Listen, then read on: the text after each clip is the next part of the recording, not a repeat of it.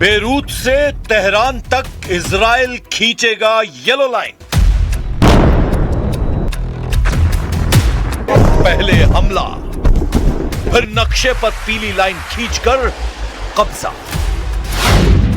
यह गजा में हुआ है, यही सीरिया में हुआ है, यही लेबनान में इजराइल ने किया है। अब नेतन्याहू का बारूदी रुख पहले के मुकाबले ज्यादा घातक हो गया है। वो ईरान से समझौते पर सीरियस नहीं है। उनका मिशन खामनेई ऑन है। इजराइल ने खाड़ी से इस्लामी हुकूमत का सफाया शुरू कर दिया है। इजराइल का झंडा कहां से कहां तक लहराएगा, ये नेतन्याहू से जरा सुन लीजिए।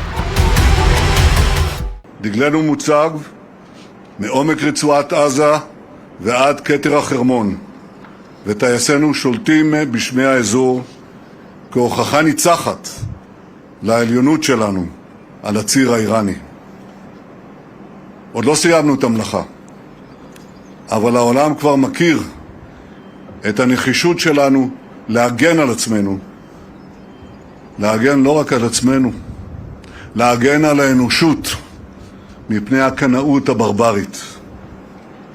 ישראל הקטנה וידידתנו इजराइल के अटैक मोड में आने के बाद अमेरिका ईरान दोनों की धमकियों को नई धार मिली है। धमकियां जारी हैं और धमाके की तैयारी है। ईरान ने अमेरिका को भड़का दिया है। ट्रंप का गुस्सा बढ़ता जा रहा है। इजराइल ने पहले से समझौते को बेमानी कह रखा है। वहीं ईरान ने 24 घंटे के बाद सबसे भयानक बदले का ऐलान किया है। तो फिर समझौते का दूसरा एपिसोड क्यों? क्या ट्रंप इस्लामाबाद में डबल गेम खेल रहे हैं? ट्रंप क्या ईरान के डमी डेलीगेट से समझौता कर रहे हैं? क्या खालीबाफ से डील के बाद मुस्तफा का तख्ता पलट तय है? नेतन्याहू ने क्यों कहा कि अभी ऑपरेशन खत्म नहीं, बड़ा होगा? सीज फायर की डेडलाइन में कुछ घंटे बचे हैं। इस्लामाबाद पीस टॉक के पेच उलझते ही जा रहे हैं। इस बीच आ रही धमकियों ने सिग्नल दिए हैं कि युद्ध का दूसरा राउंड ज्यादा विध्वंसक है, ज्यादा विनाशकारी है, क्योंकि इजराइल ये युद्ध अभी खत्म होने देने को तैयार नहीं है। यह भी क्लियर है कि इजराइल नहीं माना तो अमेरिका युद्ध में फंसा रहेगा, जबकि ट्रंप जितना जल्दी मुमकिन है ईरान से समझौते के लिए उतावले हैं। ट्रंप ने यह तक कह दिया है कि अगर ईरान उनकी शर्तें मान लेता है तो वो ईरान के लीडरशिप से मिलने को तैयार है। लेकिन ईरान में ट्रंप से पीस डील पर बवाल बढ़ता जा रहा है। ईरान के रेवोल्यूशनरी गार्ड्स के कई टॉप कमांडर खुलकर सीज फायर समझौते का विरोध कर चुके हैं। ईरान के security boss Saeed Jalili Trump से डील की सख्त खिलाफत कर रहे हैं। इस्लामिक रेवोल्यूशनरी गार्ड्स कॉर्प्स के commander major general Ahmad Vahidi ने कहा है कि इस्लामाबाद टॉक में ईरान की शर्तें बदलने वाली नहीं है।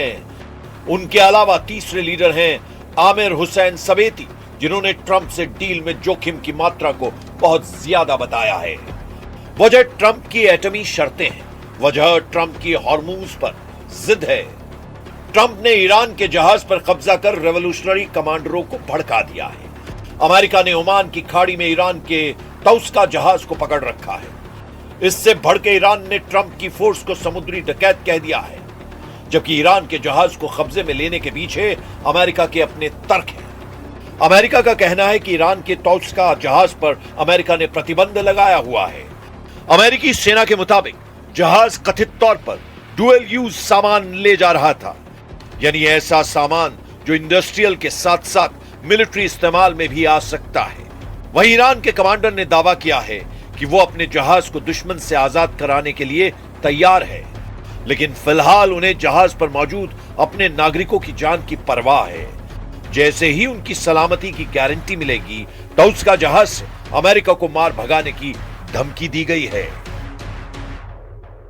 های مسلح با توجه به شرایط موجود پس از حصول اطمینان از حفظ جان خانواده ها و کارکنان کشتی مورد تجاوز آمریکا اقدام لازم علیه ارتش تروریست آمریکا را انجام خواهند داد. अमेरिका ने ईरान को हॉर्मुज में उकसाया है। तेल गलियारे में अमेरिका की नाकेबंदी से ईरान उबल रहा है। ईरान ने ट्रंप से कासिम सुलेमानी और अली खामनेई की मौत का बदला लेने तक दुश्मनी निभाने की कस्में खाई हैं। ईरान के कानून प्रवर्तन कमान के चीफ अली शिराजी ने ऐलान किया है कि जब तक ईरान ट्रंप से कासिम सुलेमानी का बदला नहीं ले लेता, युद्ध खत्म नहीं होगा। अगर सीज फायर समझौता होता भी है तो ईरान अमेरिका और ट्रंप के सामने झुकेगा नहीं। ईरान के वॉर कमांडर्स मानते हैं कि समझौता होने नहीं होने से अमेरिका से दुश्मनी पर फर्क नहीं पड़ने वाला, क्योंकि ट्रंप जिस तरह के ऑफर दे रहे हैं उसे ईरान कबूल नहीं कर सकता। ट्रंप ने ईरान को नए प्रपोजल में 20 साल तक एटम बम नहीं बनाने को कहा है। इसके बदले वो 20 साल तक ईरान पर कोई हमला नहीं करेंगे। ट्रंप ने इस बार ईरान को $200 अरब फंड अनफ्रीज करने की डील दी है। समझौते के फौरन बाद $27 अरब वो देने के लिए तैयार है। इतना ही नहीं, ट्रंप ईरान को ऊर्जा जरूरत के लिए यूरेनियम रखने की इजाजत भी देने के लिए राजी है। तो फिर ईरान किस बात पर भड़का हुआ है? क्या यह हॉर्मुज स्ट्रेट है? हॉर्मुज में परमानेंट टोल बूथ बनेगा या नहीं, इस पर अभी सस्पेंस है। ट्रंप यूरेनियम का खात्मा अमेरिका में करेंगे या ईरान में, यह भी साफ नहीं। IRGC कमांडर का स्टैंड है कि युद्ध में वो जीते हैं, इसलिए अमेरिका को ऐसी डील ऑफर करनी होगी जिसमें सिर्फ ईरान मुनाफे में हो।